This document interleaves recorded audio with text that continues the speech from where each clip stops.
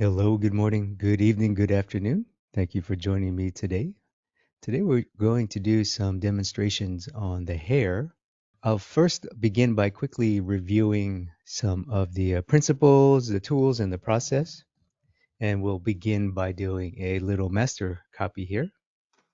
And before we begin, if you haven't already, make sure to subscribe to my free Insiders Club. Insiders Club members get first access to these weekly live streams, and you also get access to other live events, and you get discounts on courses and programs, along with access to free lessons and other free content available only to subscribers. So all you have to do is go to www.drawwithchris.com, and there you can enter your email and you'll be good to go. So we're going to do a study first from Leyendecker here on the left. And here's the process, and then we'll go through this as well. First, the number one thing is the contour, of course. We want to define the contour, the shape. Second are the masses. In American English, we call them clumps. Little clumps of hair, which are basically little groups or masses of hair. And then negative space. So negative space is obviously will kind of help to break up the contour and kind of help to make it feel like you can see through parts of the hair, which you can. And then details and textures, all they really do is just accent the design that you have. So we'll go through this as we do this study. To review, the most important of our tools is the contour. And one way to see the contour is to use straights and corners and basically turn curved organic things into straights, corners, boxes, just classical academic theory. How we do that is we use the apex of the curve. So I've talked about this many times where eventually the curve, any curve changes direction at some point, and that point is called the apex. So we can make that the corner of a curve and basically box a curve. We also want to emphasize things like the extremities if there's a lot of detail. Like for this example, it's obviously a very crazy example of snake hair by Bernini. Is clearly will take some time and some care to draw, but one way that we can help manage all of this complexity is to focus on the extremities. Notice how every extremity is emphasized. All the curves are kind of boxed, at least in this beginning stage, so that it'll give me a chance to create a bit of a simplified design. And that's really the key here. We're using these tools to simplify a complex thing like hundreds of thousands or millions of strands of hair. I don't know how many strands of hair we have. That is ultimate complexity. And with this wonderful study of Leyendecker here, does Leyendecker emphasize contour? He sure does. He sure does. Right here, notice the sharp contour. Notice on this side, very defined. Does he use negative space? He sure does, right here. You see that little bit of negative space right there? A little bit here from that detail, and as well here. And does he emphasize extremities? The bow, again, these little things. So when I look at this, it's very blocky, it's very shape design. And that's exactly how I approach hair, and I think it's a great way. And this little thing in the middle, let's zoom in here real quick. This is just very cool to see. So this little bangs here, this little tuft of hair in this little girl, this really represents the entire philosophy of how to draw hair with shape. First, can you see the clear shape? You see it's very graphic. It's very flat. It's very shapy, right? Does he use negative space a little bit here? And does he use clumps? You can see clumps here. There's a clump there. There's a clump here, right? And there's also a third little clump. So it's even got big, middle, small, which is very good design tool. Big, middle, small, beats of three. It's got corners. It's got everything that we want. Okay, so I'm gonna do a little study here. I know I can't see the bow. just kind of make it up as I go up there. So what I'm looking at is the extremities of the bow, extremities of her hair on the side, and extremities at the bottom. Extremities is what's the topmost, rightmost, leftmost, bottommost. And the bottommost is her chin, in this case, in terms of hair. In fact, let me get her face in there because that will be really helpful. It'll help me compare the shapes. I'm not going to draw her face, but it'll just kind of give me very helpful comparison to the hair.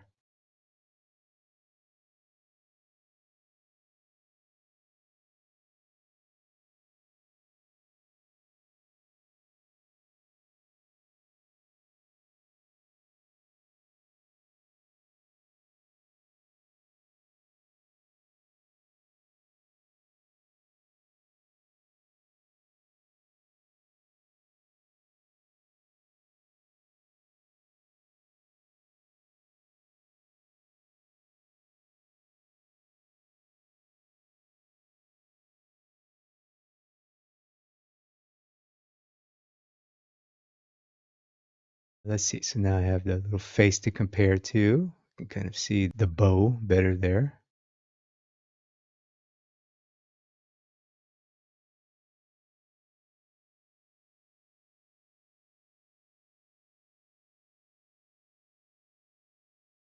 Leyendecker is great to study. Mucha as well. Mucha, obviously famous for his posters, which is very graphic, this Art Nouveau kind of style that he kind of helped to popularize.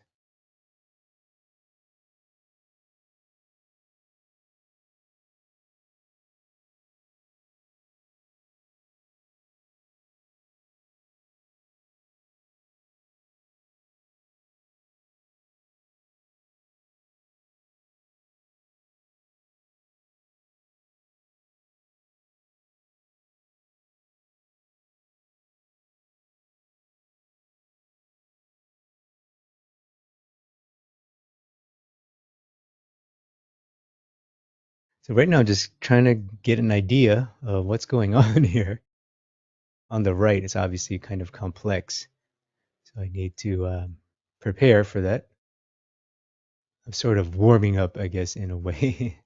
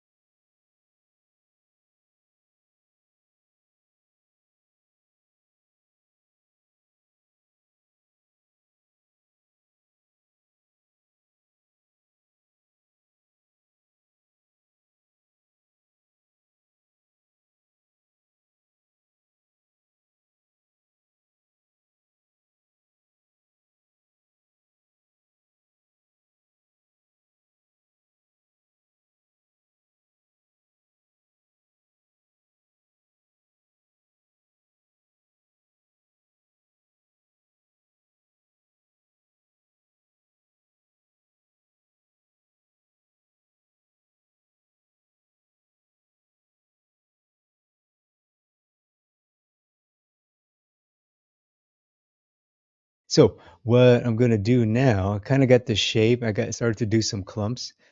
Let's take a look at what we have. I need kind of, I still need to get my bearings a little bit.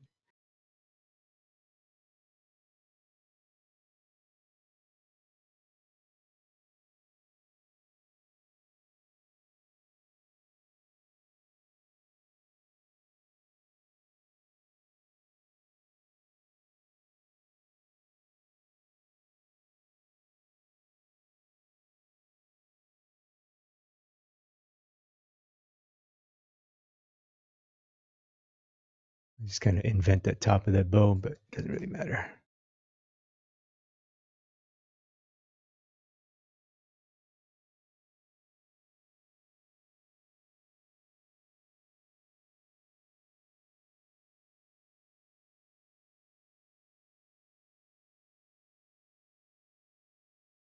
So let's get to this hair here.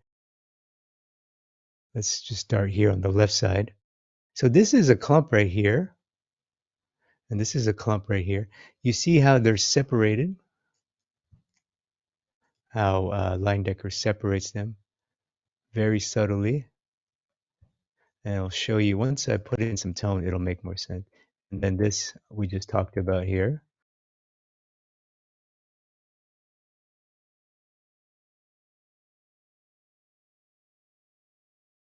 This is also a clump. So a clump is a mass or group of hair, bunch of hair, right here, right before the part. Obviously, we all know what the part is.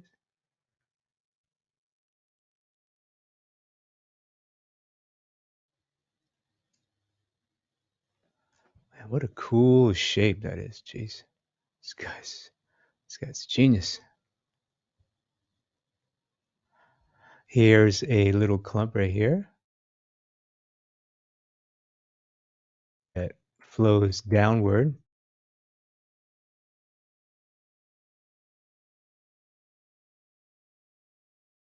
overlaps another clump, 3D, which overlaps another clump, which splits into another mini clump, and then another mini clump here.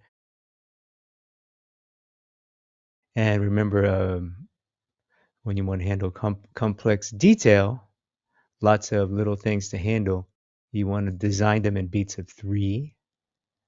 So it's better to have 3 clumps. If you can do some clumps, then 2. Not that you can't do 2. Leyendecker in this little case has 2. And that's about it. So these little wispies we'll put at the end. Let's get the volume of the hair to work now. A little bit of tone so we could separate some of these masses, some of these clumps. This is a clump right here.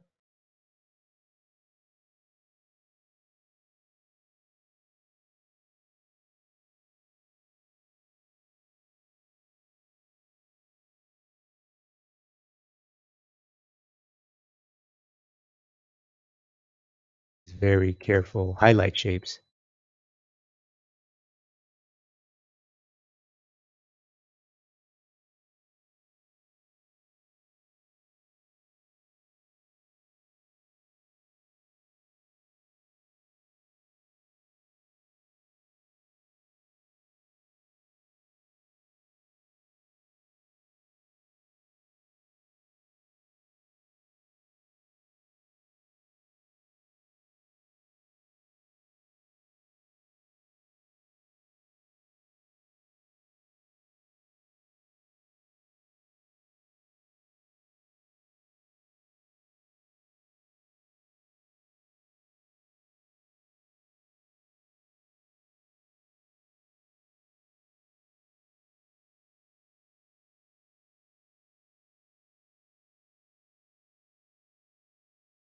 Clump right here, very pretty design.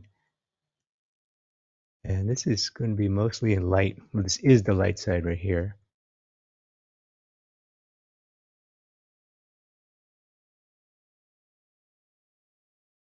Very pretty specular highlight here.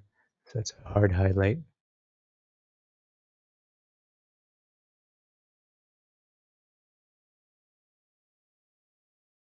And these other clumps, I'm going to use highlight to make them pop out.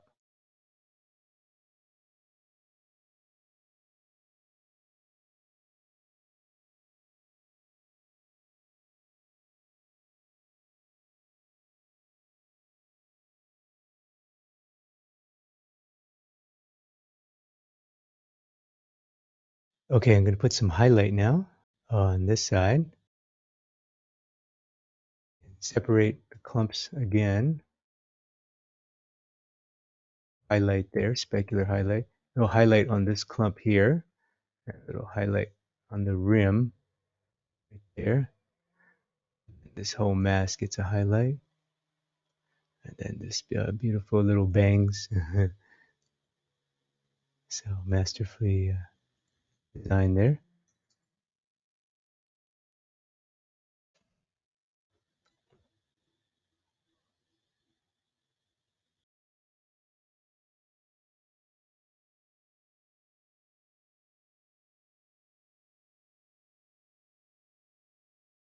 Decided to give it a little bit more tone underneath.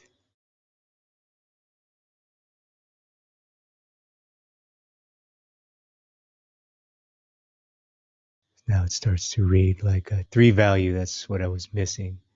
The value was too separate. Wasn't reading properly. Okay.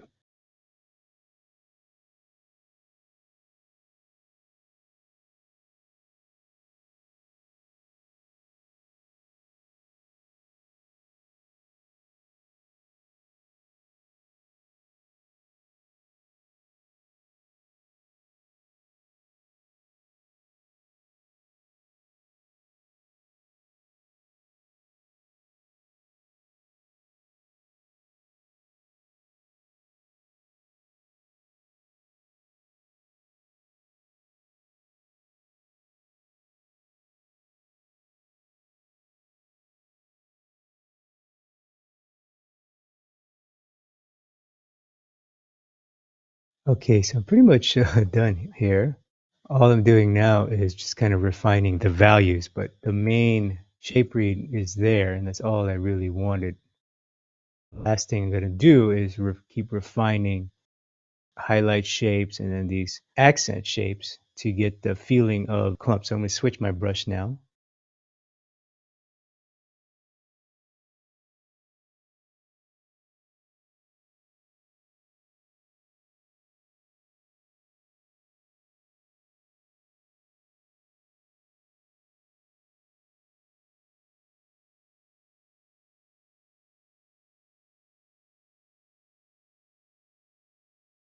And now I can use a bit more drawing marks, and now it starts to feel a little bit like hair now. Refine what I have.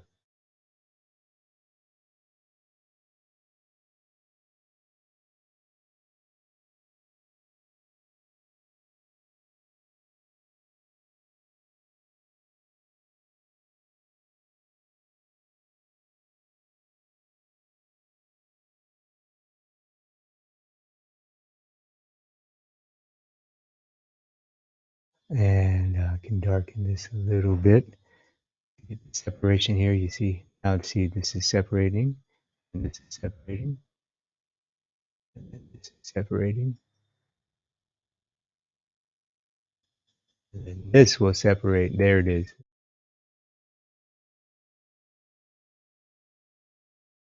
See, so now this separates, and then I could use my brush here, or more line marks,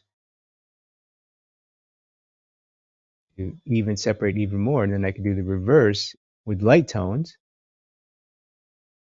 separate even more. And then I can use these light tones to create little wispies like that. And once you have the little wispies, then it starts to feel, oh, okay, that's hair. I get it. It's these little touches that make it feel not like a flat graphic design drawing, but that's exactly what we're doing. So it's a bit of a trickery. It's a combination of optical illusion, of graphic design, shape design, value design, and also marks, mark making. That is the key, my friends. Kind of got to put all these things together to trick the viewer. That's what we're doing. That's exactly what Line Decker did. You see, so now the wispies start to feel, oh, okay, that's hair. I get it. I get it. You're drawing hair. Before I was using that big kind of blocky brush, but once you add these little texture, basically suggesting texture, that's the last step, and then that will make it feel a lot like hair. So that's a good example there by Lion Decker. Let's do another example here. Okay, here we have a beard. The male hair, especially short hairstyles, tend to be a lot simpler, obviously, than female hairstyles. So beards are kind of an exception.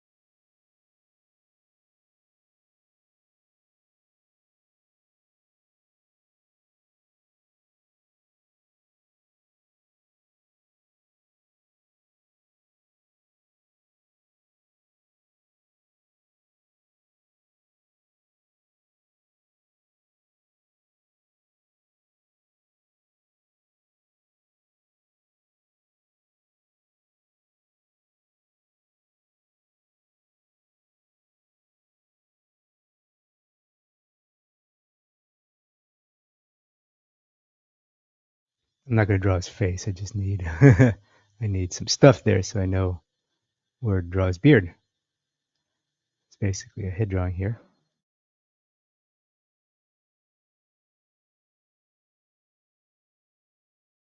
So as you can tell, it's going to be a lot of texture work that's going to need to sell the beard to make it feel like a beard when it borders his face like that.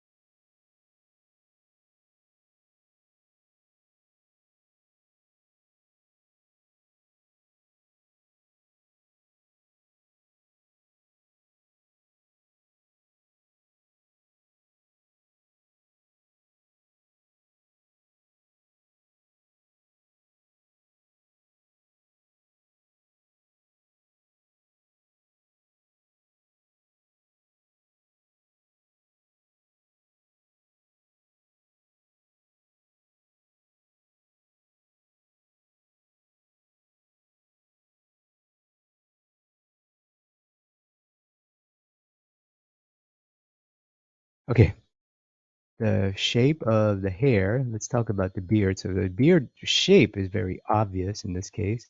What needs to happen, like I said, is the texture work to make it feel like a beard. And you can kind of see it kind of drew it here under his lip. And then there's a clump that needs to happen, which is the mustache, of course. And there's that little transition right here for the mustache where it meets the actual beard. Then there's a little tuft. You could say it's a clump here at his chin. So you got here, here, and here. And you can even separate the lower part from the sideburn here as well. But because his beard is so dark and in this lighting, it all kind of groups together. The main thing that we need is the overall shape, the separation of the mustache, and then how it connects to the face.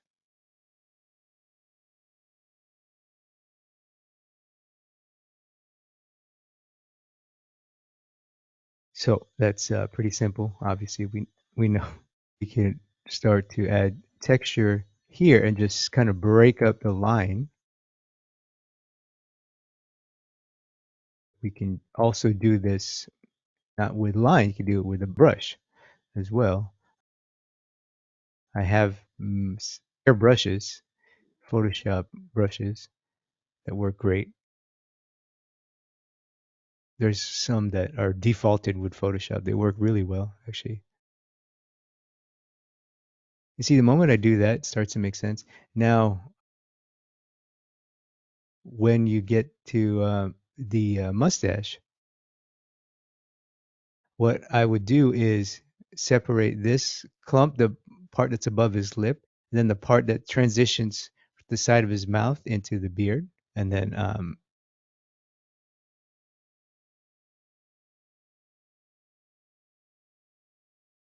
can do another. texture pass like that. Yeah, here I'm using line, which is very inefficient. But if you're doing comics, this is how you would have to do it. Obviously, you could do it in one brushstroke, actually. So you see nice separation of the clumps there, and then there's a nice little accent that happens there at the far side right here, where the beard right here, where the mustache meets the beard on this side. You can see there's a little bit of cast shadow. Then texture work, separated the clump of the chin, overlapping the mass of the beard on this side, right here. This clump overlaps the mass of the beard, so that overlap we can play with to create form and separation. Notice the way I drew.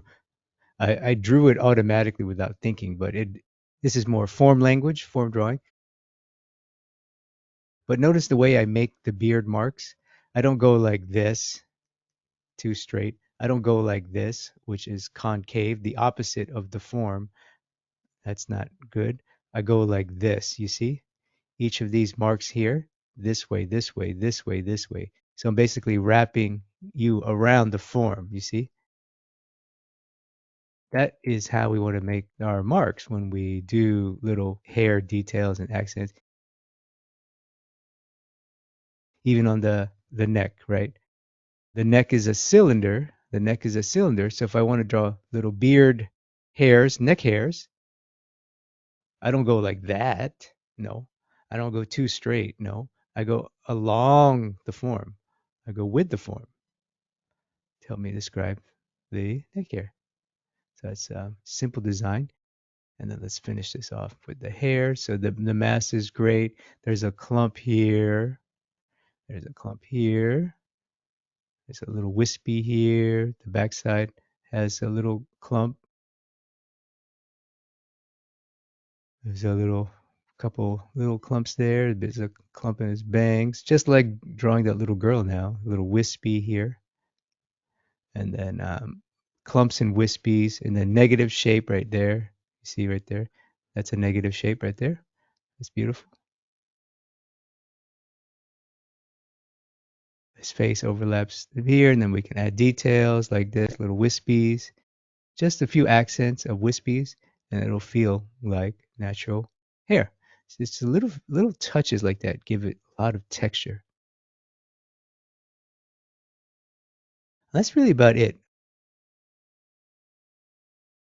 This one in particular is quite simple because all the masses and hairs are grouped together. So it's quite simple to simplify in this case.